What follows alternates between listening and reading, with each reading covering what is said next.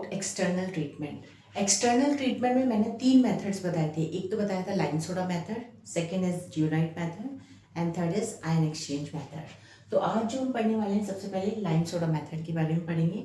Lime soda method जो होते हैं वो 2 टाइप के होते हैं, 2 टाइप्स के होते हैं। एक होता है कोल्ड लाइम सोडा प्रोसेस और दूसरा होता है हॉट लाइम सोडा प्रोसेस। अब नाम से ही हमें पता लग रहा है कोल्ड लाइम सोडा प्रोसेस, जिसमें कि हमें उसको हीट नहीं करना, रूम टेम्परेचर पे करना है।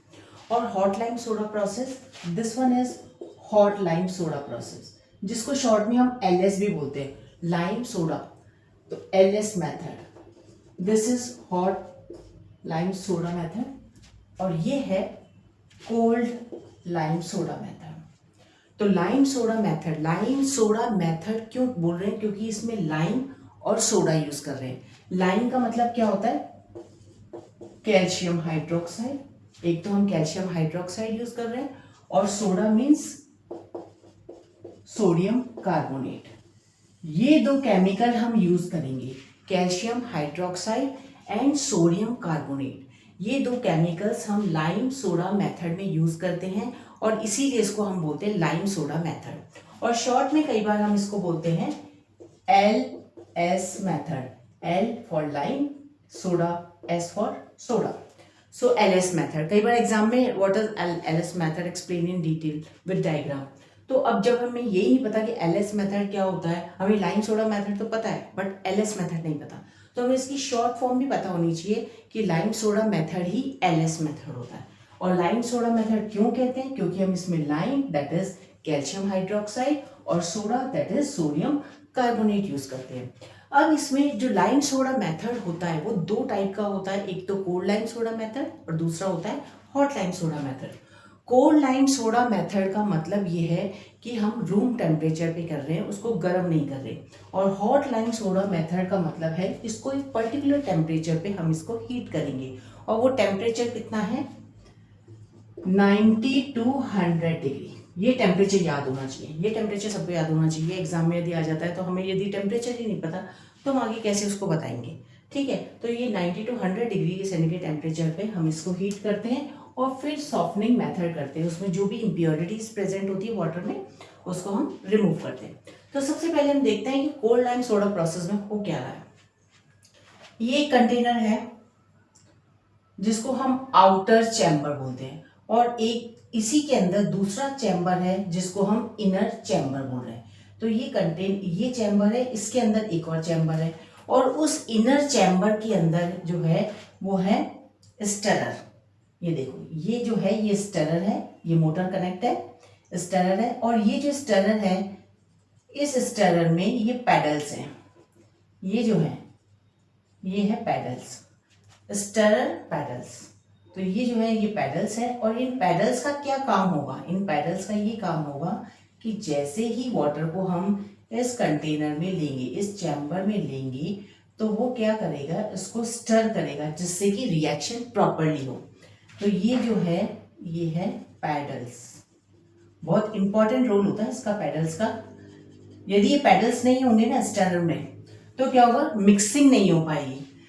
तो अब इस इनर चैम्बर के अंदर, ये जो इनर चैम्बर है, ये वाला चैम्बर अंदर वाला, इसके अंदर हम क्या ले रहे हैं? एक साइड से तो हम लाइम और सोडा ले रहे हैं और लाइम और सोडा के साथ हम कोएगुलेंट भी ले रहे हैं और दूसरी साइड से हम ले रहे हैं इम्प्योर वाटर, जिसको हमें सॉफ्ट बनाना है, यानी कि हार्ड वाटर। तो रॉ वाटर इधर से हम लेंगे और लाइम और सोडा, और उसके साथ कोएगुलेंट क्यों लेते हैं? जैसा कि मैंने आपको बताया था कि कोएगुलेंट का काम होता है कि यदि इस रॉ वाटर में कुछ फाइन इम्प्योरिटीज होंगी तो उन फाइन इम्प्योरिटीज को ये कोएगुलेंट रिमूव कर देगा।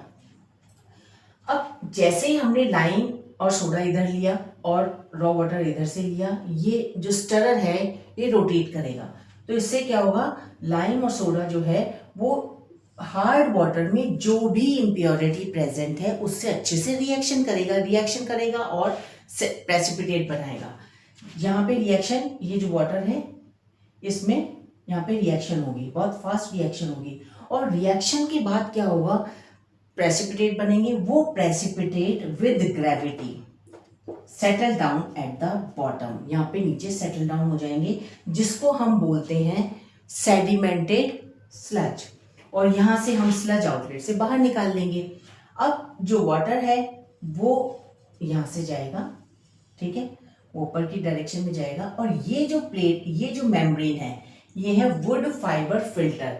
वुड फाइबर फिल्टर का मतलब क्या है कि यदि उसके बाद भी कोएगुलेंट तो हमने ले रखा है, और वो कोएगुलेंट क्या करता है कि फाइन प्रेसिपिटेट को ग्रैब कर लेता है, तो और फिर नीचे सेटल डाउन हो जाता है। तो यहाँ पे हमारी मैक्सिमम इम्प्योरिटी आ गई है, जिसको हमने स्लज आउटलेट से निकाल दिया है।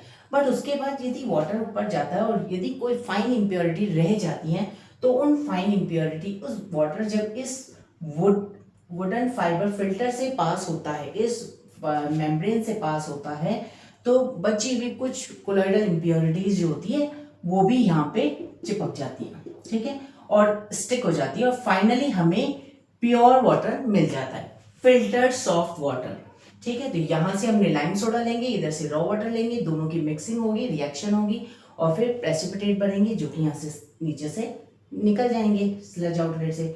और इस वाटर को जब हम ऊपर से भेजते हैं, यहाँ पे कलेक्ट करेंगे, उससे पहले हम इस फिल्टर से पास करते हैं। और ये फिल्टर क्या करता है कि यदि उसमें कुछ सस्पेंडेड इम्प्योरिटीज या कोलॉइडल इम्प्योरिटीज है, तो उसकी जो इम्प्योरिटीज है यहाँ पे स्टिक हो जाती है, and we get the pure water, soft water मिल जाता है। ये तो हुआ कोल्ड लाइम सोडा प्रोसेस। इसमें हमने कोई इसको गर्म नहीं करा है, तो इसलिए हमें स्पेशली कोएगुलेंट यूज करना पड़ रहा है। यदि हम इसको गर्म करते तब तो अभी देखेंगे हम हॉट लाइम सोडा प्रोसेस में, इसको रूम टेम्परेचर पे कर रहे हैं, इसके लिए हमें ज़्यादा मेहनत करनी पड़ेगी। इसमें एक तो हमें स्टरर यूज़ करना पड़ेगा जिससे कि प्रॉपर मिक्सिंग हो सके, और दूसरा कोएगुलेंट यूज़ करेंगे, क्योंकि ये सब चीज़ें रूम टेम्परेचर पे हो रही है, इसलिए ये दो चीज़ें हमें करनी पड़ रही है। अब हम हॉट लाइम सोडा प्रोसेस में देखेंगे कि ना तो हमें स्टरर चाहिए और ना ही हमें कोएगुलेंट चाहिए, क्योंकि वाटर को हम बॉईल कर रहे हैं, तो वाटर को हम गर्म कर रहे हैं। गर्म करने से क्या होगा, रिएक्शन बहुत अच्छे से होगी, और रिएक्शन अच्छे से होगी तो प्रेसिपिटेट बहुत अच्छे से बनेंगे और उसको हम बाहर निकाल लेंगे। अब आते हैं hot lime soda method. Hot lime soda method chemicals वही यूज कर रहे हैं, रॉ वाटर भी वही ले रहे हैं, लेकिन डिफरेंस ये है कि इसको 90 से 100 डिग्री पे हम हीट कर रहे हैं, ठीक है। तो ये कंटेनर है, ठीक है, ये हमने कंटेनर लिया, ये रिएक्शन टैंक है, ये अंदर वाला जो है ये रिएक्शन टैंक है, बाहर वाला जो है conical sedimented tank. Conical form में है इसलिए इसको कोनिकल सेडिमेंटेशन टैंक कह रहे हैं। और क्योंकि यहाँ पे नीचे जो प्रेसिपिटेट है, सेडिमेंटेड स्लज, वो यहाँ पे कलेक्ट होगा इसमें, इसलिए इसको कोनिकल शेप है। और सेडिमेंटेड, क्योंकि सेडिमेंटेशन जो है, सेडिमेंटेड प्रेसिपिटेट जो है नीचे जो सेटल डाउन जो प्रेसिपिटेट होते हैं उसको हम यहाँ से निकाल लेते हैं, तो इसलिए इसको कोनिकल सेडिमेंटेशन टैंक बोलते हैं। रिएक्शन टैंक का मतलब ये है जहाँ पे सारी रिएक्शंस होती हैं। हमने रॉ वाटर लिया, इधर से हमने लाइम सोडा लिया, जैसे हमने इधर लिया था लाइम सोडा, इधर से रॉ वाटर, इसी तरीके से यहाँ भी हम रॉ वाटर लेंगे और लाइम सोडा लेंगे। डिफरेंस ये है कि यहाँ पे हम क्या कर रहे हैं, सुपर हीटेड स्टीम प्रोवाइड कर रहे हैं, जिससे कि इसका, इस कंटेनर का, इस टैंक का जो टेम्परेचर है वो कितना है, 90 से 100 डिग्री है, ठीक है। अब जैसे रिएक्शन, अब यहाँ पे किसी को स्टरर दिख रहा है, यहाँ पे स्टरर भी नहीं है। दूसरी चीज ये कोएगुलेंट भी यूज नहीं कर रहे क्योंकि ये गर्म हो रहा है, तो गर्म हो रहा था, वैसे रिएक्शन अच्छे से हो रही है। अब इस रिएक्शन टैंक पे रिएक्शन होती है, रिएक्शन होने के बाद प्रेसिपिटेट बनते हैं, वो प्रेसिपिटेट नीचे सेटल डाउन हो जाते हैं, इसीलिए इन प्रेसिपिटेट को बोलते हैं सेडिमेंटेड स्लज।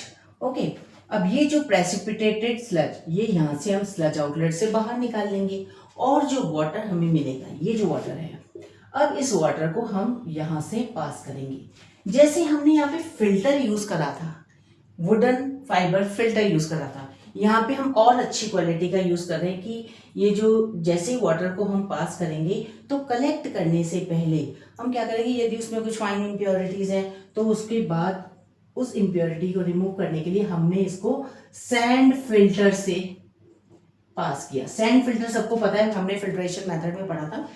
तो सैंड फिल्टर से पास करते हैं। सैंड फिल्टर वो होता है जिसमें अलग अलग लेयर बनी हुई होती है, fine sand, coarse sand, gravel, यानी कि बिल्कुल फाइन जो मिट्टी होती है उसकी लेयर होती है, फिर थोड़े बिगर पार्टिकल की होती है, और फिर बड़े बड़े जो पीसेस होते हैं, स्टोन होते हैं, उसके एक लेयर बनी हुई होती है। इससे जब वाटर पास होता है तो वाटर का जो प्रेशर होता है, वो वाटर का जो फ्लो होता है वो बहुत धीरे हो जाता है, क्योंकि उसमें यदि कुछ फाइन इम्प्योरिटीज़ हैं वो धीरे धीरे धीरे यहाँ से पास होती हुई ये इस पे स्टिक हो जाती है, और धीरे धीरे क्या होता है, जो हमें वाटर मिलता है वो एकदम प्योर मिलता है।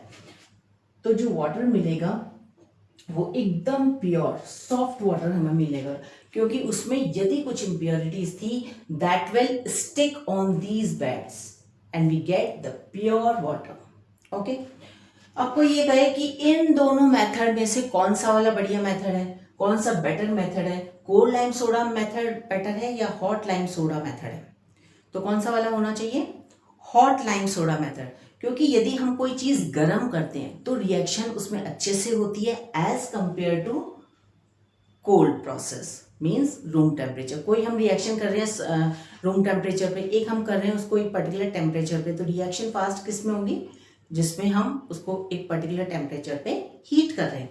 ठीक है, तो out of these two methods, cold lime soda process and hot lime soda process, which one is the better, hot lime soda method is better, because in this the reaction takes place in a very proper manner and all the impurities are removed out completely and we get pure water। इसमें जो hot lime soda method में reaction बहुत अच्छे से होती है और जो प्रेसिपिटेट बनते हैं कंप्लीटली, जो प्रेसिपिटेट बनते हैं वो हम रिमूव कर लेते हैं, और फाइन इम्प्योरिटीज को भी हम जब सैंड फिल्टर से पास करते हैं वो इम्प्योरिटीज भी रिमूव हो जाती है, तो हमें एकदम प्योर वाटर मिलता है। इसमें हमें एफर्ट्स ज़्यादा करने पड़ते हैं, इसमें हमें एफर्ट्स कम करने पड़ते हैं, तो इसलिए कोल्ड लाइम सोडा प्रोसेस और हॉट लाइम सोडा प्रोसेस में से hot lime soda process better है। अब इसमें हम ये देखेंगे कि दो फॉर्मूले दे रखे हैं कि लाइम और सोडा कितना रिक्वायर्ड है।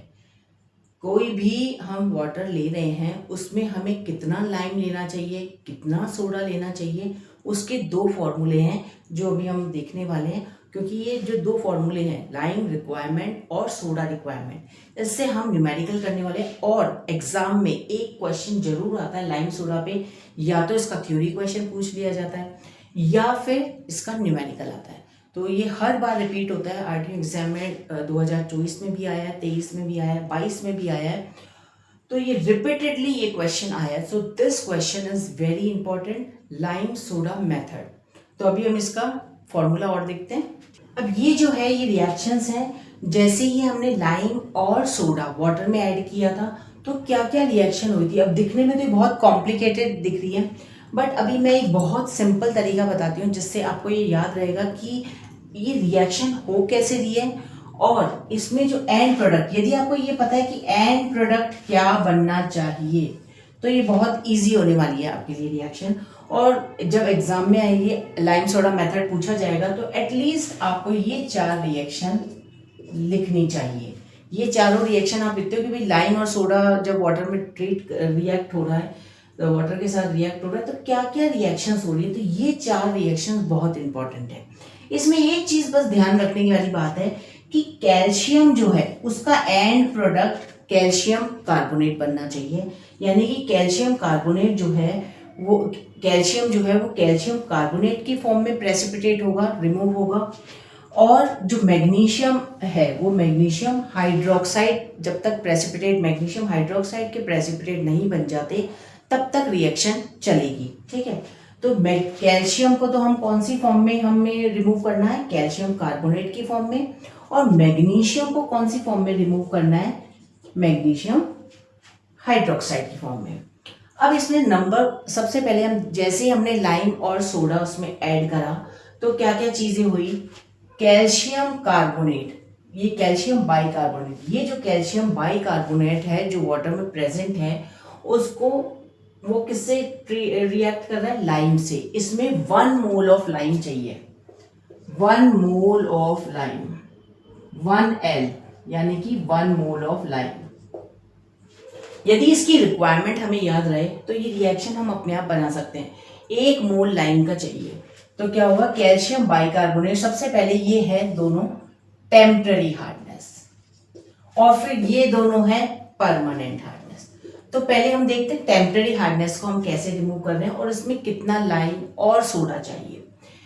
तो टेम्पररी हार्डनेस के लिए, टेम्पररी हार्डनेस ऑफ कैल्शियम यानी कि कैल्शियम बाइकार्बोनेट के लिए हमें 1 मोल ऑफ लाइम चाहिए, यानी कि 1 मोल हमने लाइम लिया, कैल्शियम हाइड्रोक्साइड लिया, तो ये क्या बना रहा है, कैल्शियम कार्बोनेट।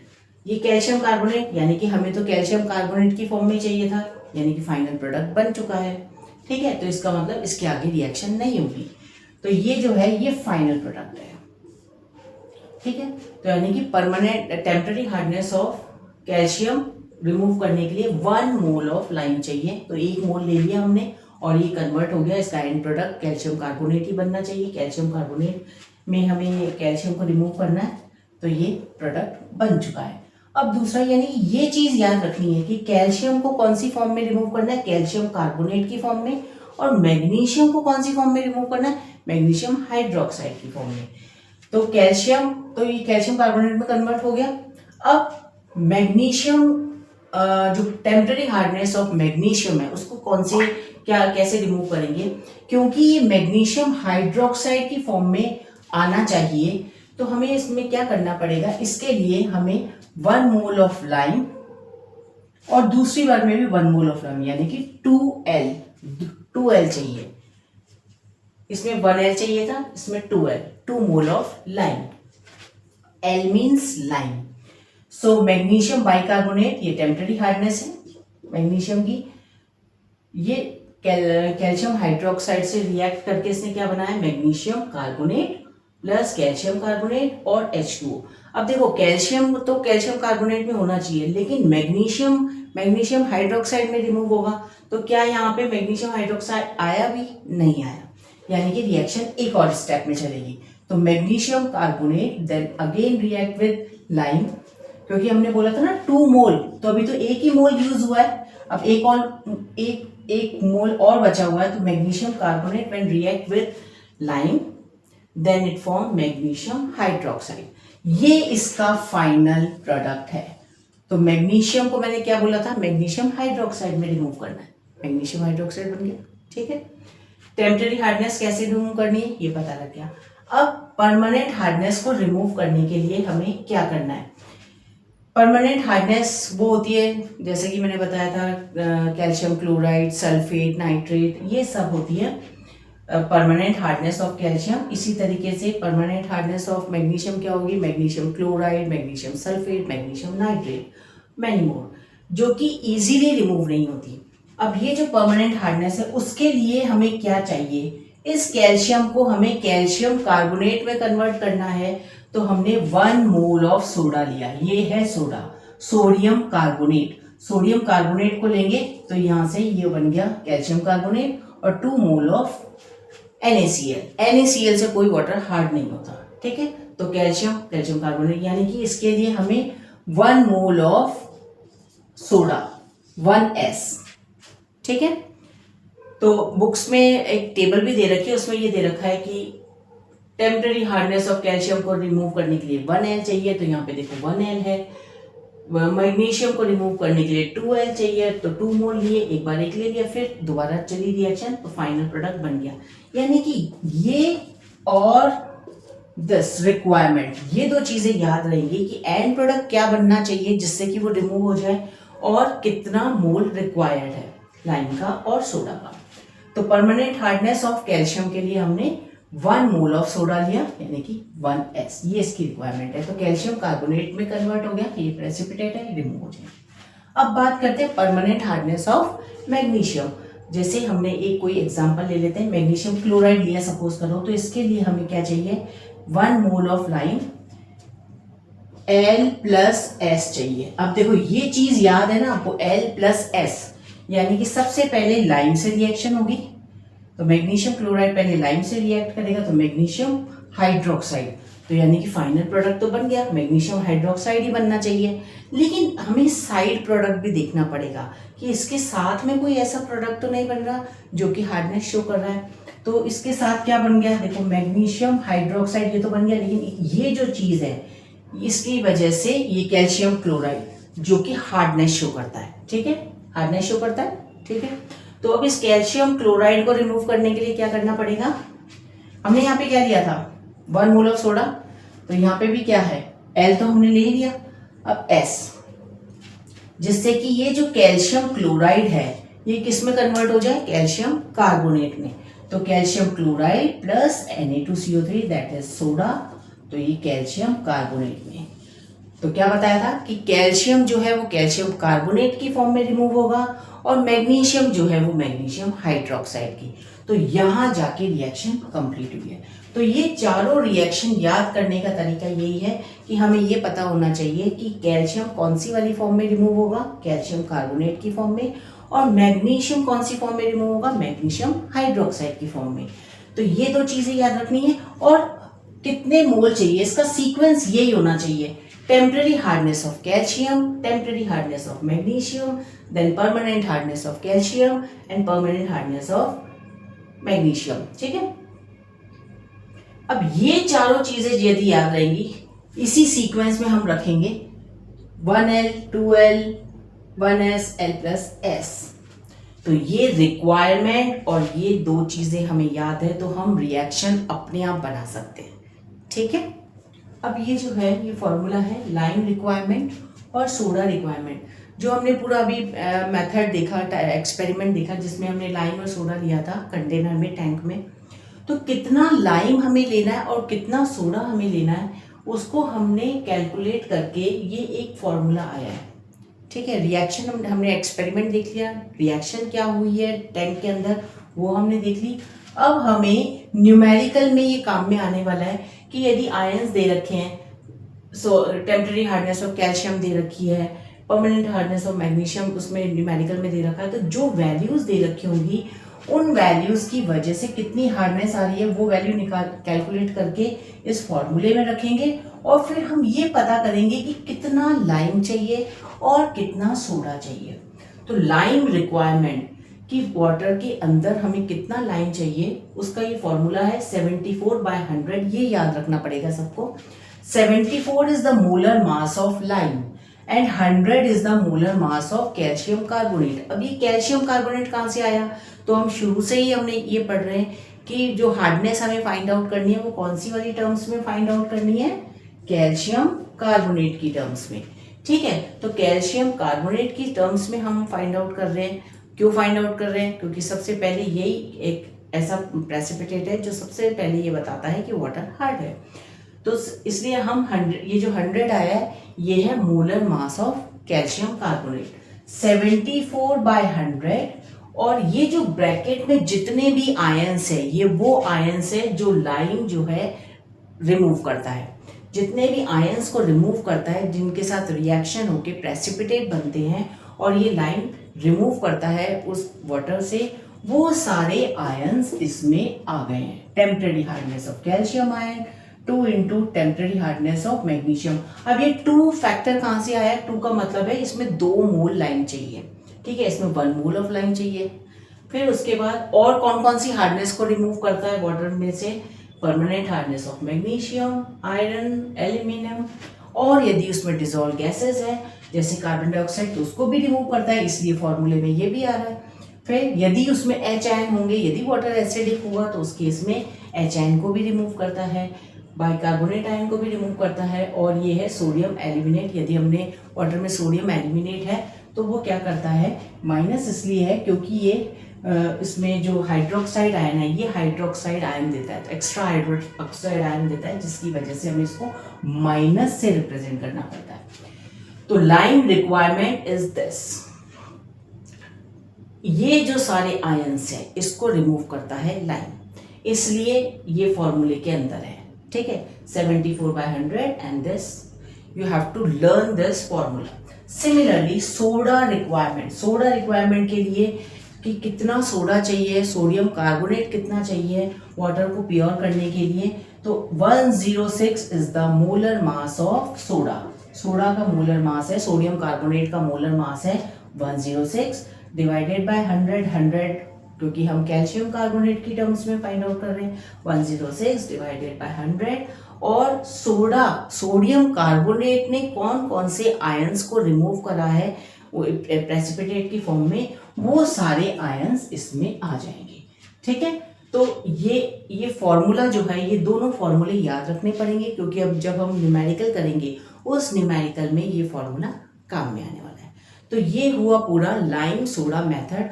और मैंने जैसे कि बताया लाइम सोडा मेथड में या तो थ्योरी क्वेश्चन आता है जिसमें हमें cold lime soda process, hot lime soda process दोनों देना पड़ेगा, रिएक्शन एक्सप्लेन करनी पड़ेगी और ये फॉर्मूला देना पड़ेगा, या फिर इसका न्यूमेरिकल आता है। एक चीज़ जरूर आती है, ये रिपीटेडली एग्जाम में आई है तो ये इम्पॉर्टेंट है, ठीक है। तो ये सब लोग लर्न कर लेना, सब लोग नोट कर लो इसको, फॉर्मूले को, ठीक है। So thank you students.